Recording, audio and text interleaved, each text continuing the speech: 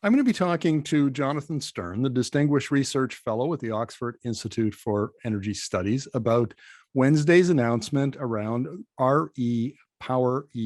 That's the plan to rapidly reduce dependence on Russian fossil fuels in Europe and fast forward the green transition. So welcome to the interview, Professor Stern. Nice to be here. Thank you. Now, apparently, according to the EU Commission, 85% of Europeans believe that the EU should reduce its dependency on Russian oil and gas. They've got the plan. Maybe we could just start with an overview of it. Okay, so the idea is that by 2027, the EU should be completely independent of Russian fossil fuels. That is much easier in relation to coal and oil, although with oil there's a few problems, but gas is quite a serious problem for lots of legal but also logistical reasons. But that is essentially what the EU is proposing, and proposing that we should introduce a mixture of diversification, low carbon energy and efficiency. Now, let's talk about energy savings first. So the EU wants to increase from 9% to 13% the binding energy efficiency target under the Fit for 55 package of European Green Deal legislation. Could you explain that for us, please? Well, it would take me a very long time to explain that, but let me just give you kind of the headlines. The efficiency targets are something that we've never succeeded in Europe in actually meeting. The efficiency targets, which should be relatively simple, are not simple. And what the EU is proposing is that we toughen them substantially. And they're saying things like, turn down the thermostats in your homes 1 degree or 2 degrees. But of course, that is an easy thing to say. In old homes, it's difficult to do.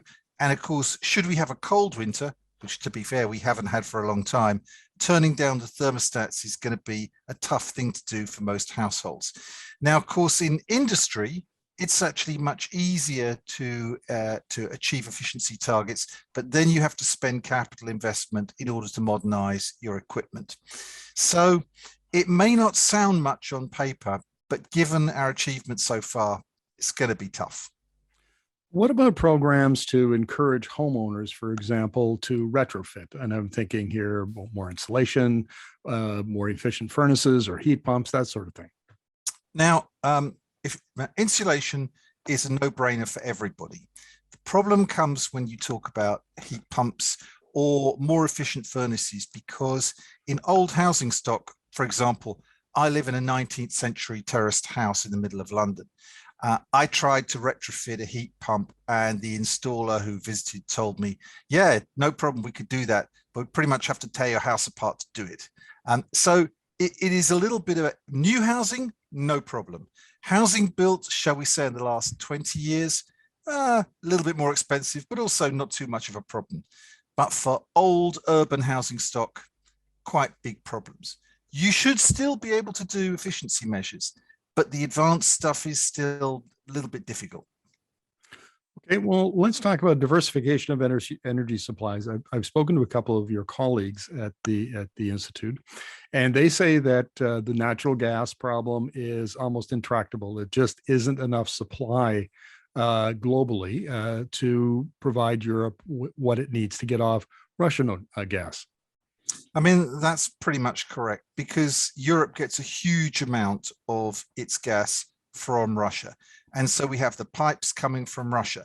So what we would need to do is not just find supply, we would need to actually install infrastructure, probably new LNG, liquefied natural gas receiving terminals, in order to get replacement gas. Now that has a contractual issue attached to it, because many continental European countries have contracts with Gazprom which go forward to at least 2030 and beyond. But even let's ignore the legal aspects of it, just to try and get as much LNG as you would need to replace Russian gas. It's going to be tough and it's going to take time. It will be possible, particularly because with our net zero targets, we're going to be reducing our demand for fossil fuels. So our natural gas demand will go down. What about the idea of replacing natural gas with green hydrogen? Is that feasible? I mean, it is feasible, and I think it will happen. But the thing about green hydrogen is you make it essentially from renewable electricity via electrolysis. Now, at the moment, we need all our renewable electricity for actually electricity generation, just for the power sector.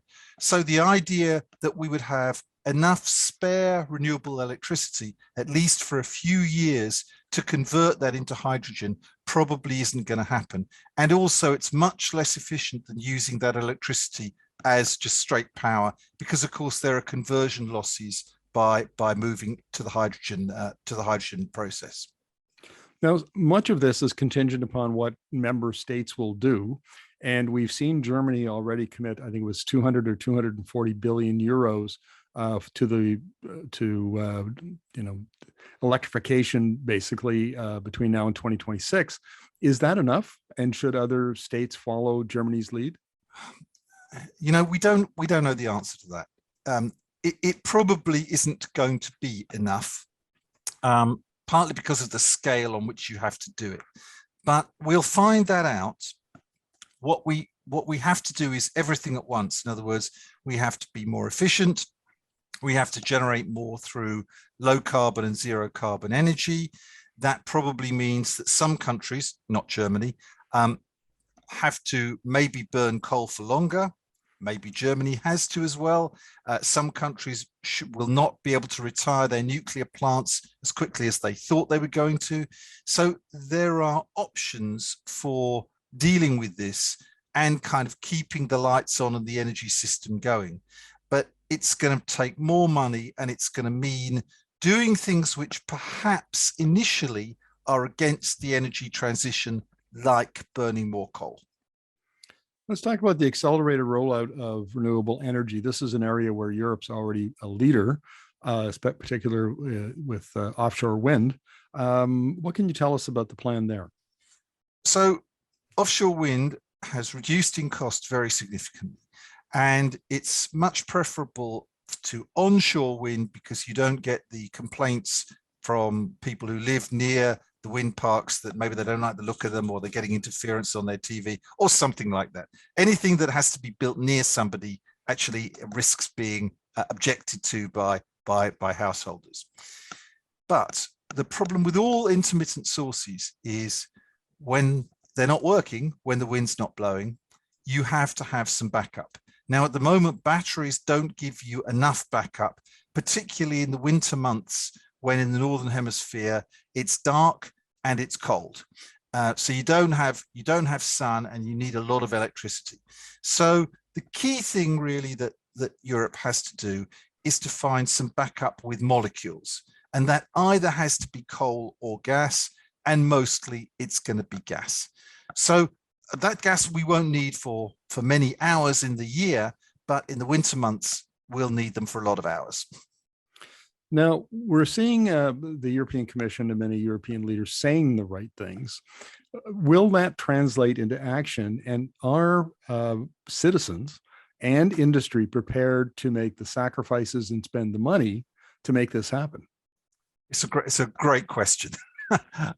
I think the answer is we don't know yet. But what I would say is this: replacing Russian coal looks doable. Replacing Russian oil looks doable, but difficult if you're in, say, Hungary, a landlocked country, one pipeline's supplying your oil coming from Russia. All your refineries geared to refining Russian oil. But it looks doable, perhaps less so in some countries than others. It's gas that is the real problem. And that looks doable, but not before the EU has talked about 2027. Our calculations are, for some countries, well into the 2030s. It really depends how much money you've got to spend, but a lot of European governments are reeling because of their post-COVID expenditures. We've got a lot of high cost living at the moment. We're going to have to raise taxes. It's going to be very, very tough for governments to spend huge additional sums of money. Now, those people who say, yes, but in the long run, it'll pay off, quite right, it will do. The problem is we got to raise that money now. There's only two types of people that are going to pay that money. One is bill payers and the other is taxpayers. And governments have to decide which one of those are going to pay these costs. Your question, are citizens going to tolerate that? I think it's going to be tough to get votes if you take a lot of money away from people at this time. Let's say that by 2027, Europe arrives at a point where it's displaced most of Russian coal, a great deal of Russian oil, and some Russian gas. If the goal was to punish Russia and to increase energy security for Europe, so less dependence on an aggressive state in Russia, but they don't quite get there, but does that not still achieve most of the goals? I think it does achieve most of the goals. The problem, I think, will be that that people have now been told this is what we intend to do. If we don't totally achieve it, there's going to be a lot of name calling. The question, I think, really is to whether we can really say we've made a decent effort, and we've also made sacrifices in Europe, so that people who say, well, you don't really care about the Ukraine, the governments can say, listen, we've done a lot. Okay, we didn't do it all, but we've done a respectable amount, and we regard that as supporting Ukraine. They need to be able to make that case. There's also been a little bit of chatter about another, a Marshall Plan like assistance for Europe, perhaps from the United States. Any chance that that might come to fruition? Well, I somehow doubt that. Of course, it would be very nice if it did. But I mean, I think the US view is that it's going to supply Europe with as much replacement oil and gas as it can, possibly also coal. And in that sense, it will make a contribution. I think the term Marshall Plan is perhaps going a little over the top. Professor Stern, thank you very much for your insights. Really appreciate this. Pleasure.